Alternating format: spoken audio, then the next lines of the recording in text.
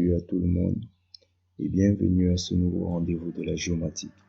Je suis Steve et aujourd'hui, dans le cadre de notre module numéro 12, nous abordons la notion de télédétection.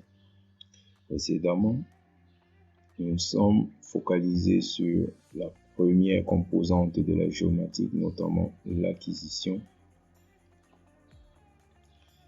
Et nous avons abordé le principe de fonctionnement du système GPS, qui est une technique primaire d'acquisition de données vectorielles.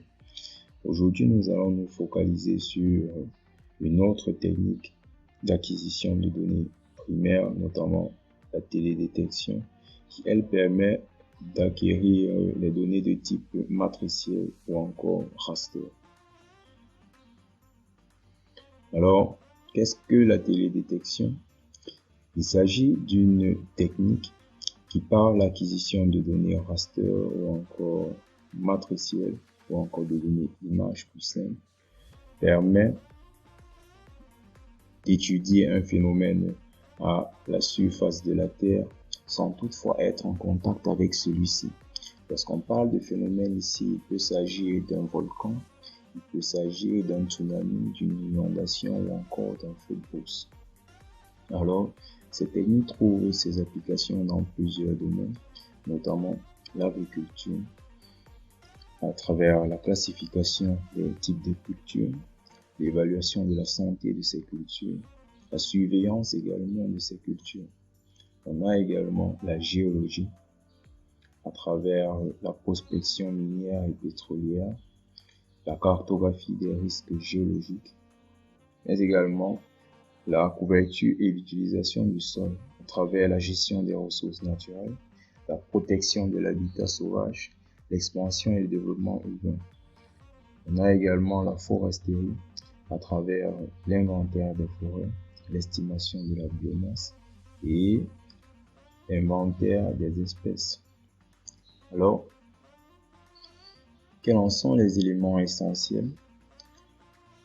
Le principe général de la télédétection a besoin de 3 éléments pour bien fonctionner, notamment la source d'illumination qui, dans la plupart du cas, est le soleil. On a également besoin d'une cible à étudier qui peut être soit le sol ou encore la végétation ou encore l'hydrographie ou encore l'étalement urbain. Dernier élément désigne un capteur qui est encore appelé vecteur ou encore satellite, mais certaines personnes ont du mal à percevoir la nuance qui existe entre capteur et satellite. Pourtant, au sens strict, un satellite désigne un véhicule spatial en orbite autour d'un objet dans lequel on a embarqué plusieurs instruments, notamment un capteur, des ordinateurs, une horloge atomique et bien d'autres. Alors, vous entendrez souvent parler de Landsat 8 qui est un satellite avec son capteur qui est appelé OLI. Également, vous entendrez souvent parler de Sentinel-2 avec son capteur MSI pour Multispectral Imagery. Et dans les deux cas, vous voyez, le véhicule n'a pas vraiment son importance car pour la plupart, il est commun. Donc, un capteur ou bien un satellite sera toujours caractérisé par son capteur. C'est ce qui amène les gens pour la plupart du temps à confondre ou bien à appeler satellite ou encore capteur. Mais il s'agit au sens d'un sens large en fait. Donc, au sens spécifique, il faut savoir qu'il y a une différence entre un capteur et un satellite. Alors, passons tout à présent au principe de la télédétection. Comment cette technique fonctionne-t-elle? Alors, il faut savoir que le principe de télédétection se fait en 7 étapes. La première étape désigne la source d'illumination qui, dans ce premier cas, désigne le soleil. Le soleil qui émet un rayonnement électromagnétique en direction de la Terre. Ce rayonnement va entrer en interaction avec l'atmosphère. Il s'agit là de la deuxième étape. L'atmosphère qui, elle, est chargée de particules de taille diverses qui vont procéder à deux. Et à ce niveau, en fait, il se passe deux phénomènes.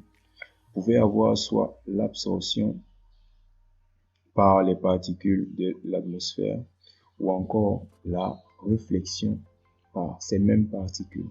Alors, le rayonnement électromagnétique qui ne sera ni absorbé ni diffusé sera transmis en direction de la Terre et va entrer en interaction avec sa cible. Là, il s'agit de la troisième étape. Au niveau de cette étape, alors trois phénomènes peuvent se produire, notamment l'absorption ou encore la transmission et enfin la réflexion. Alors, l'énergie qui n'est ni absorbée ni transmise sera réfléchie en direction de l'espace où elle va entrer une seconde fois en interaction avec les particules de l'atmosphère. Et pour cette seconde fois, de la même manière, l'énergie qui ne sera ni absorbée ni diffusée par les particules de l'atmosphère va être transmise vers l'espace en direction du capteur ou encore du satellite. Cette dernière va être enregistrée par le satellite et cela constitue la quatrième étape de ce principe. Par la suite, le capteur, après avoir enregistré l'énergie, va transmettre en fait l'information en direction de la Terre, soit directement, soit de manière indirecte à travers un satellite de communication. Dans le cas où le capteur ne se trouve pas directement dans le champ d'action de la station au sol, il va transmettre l'information en direction d'un satellite de communication qui, lui, par la suite, va transmettre l'information en direction de la station au sol. Il s'agit là de la cinquième étape. S'agissant maintenant de la sixième étape, une fois que l'information parvient au niveau de la station au sol, cette information va être traitée et va être enregistrée, puis fournie à des utilisateurs afin que ces derniers puissent appliquer le résultat en fait qui désigne en fait l'image telle que vous voyez là dans plusieurs domaines, notamment l'agriculture, l'hydrologie, la géologie ou encore la foresterie. Il s'agit là de la septième étape qui désigne l'application. Alors là, tout ce que nous avons vu, il s'agissait en fait de la télédétection passive. Il est à noter que le rayonnement ou bien le soleil ne désigne pas la seule source d'énergie utilisée en télédétection.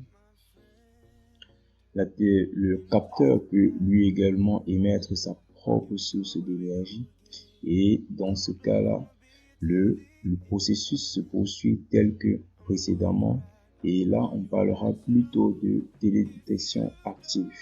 Pour mieux comprendre la différence entre la détection passive et la détection active, nous avons pris un petit exemple qui illustre cela très bien.